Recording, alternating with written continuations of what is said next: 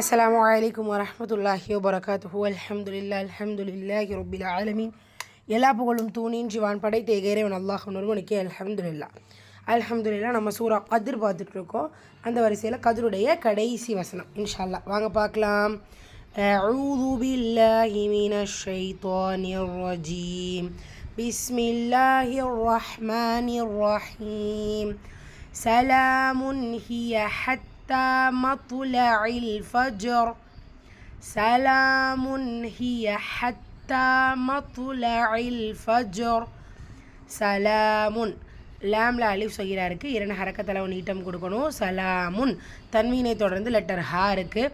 இது ஹார் உள்ளதை உள்ள மாதிரி ஓதணும், குன்னா செய்யக்கூடாது. ஹத்தா ஹாவை லைட்டாக உச்சரிக்கணும்.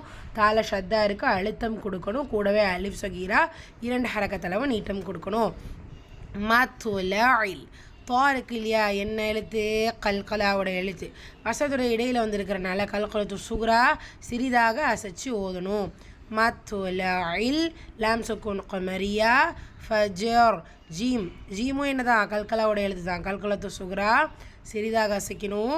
வசனத்துடைய முடிவில் ரா கெஸ்ரா பச்சு வந்திருக்கு. ஸோ ரா கெஸ்ரா பச்சு வரும்போது அது ஆட்டோமேட்டிக்காக ரா சுக்கூன் ஆகிடும். ரா சுக்கூனை நீங்கள் கவனிக்கும் போது ரா சுக்கூன் வச்சு, அதற்கு முன்னுள்ள எழுத்து சுக்கூன் வச்சு, அதற்கு முன்னுள்ள எழுத்து ஃபத்ஹா வச்சு, அது என்ன சட்டம்? ராவினுடைய வல்லின சட்டம்.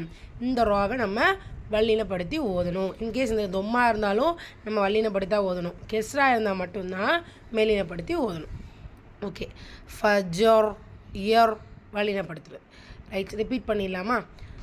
சலாமுன் ஹிய ஹத்தா மத்லஇல் ஃபஜர். அல்ஹம்துலில்லாஹ்.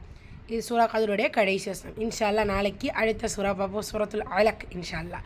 அஸ்ஸலாமு அலைக்கும் வரஹ்மத்துல்லாஹி வபரகாத்துஹு.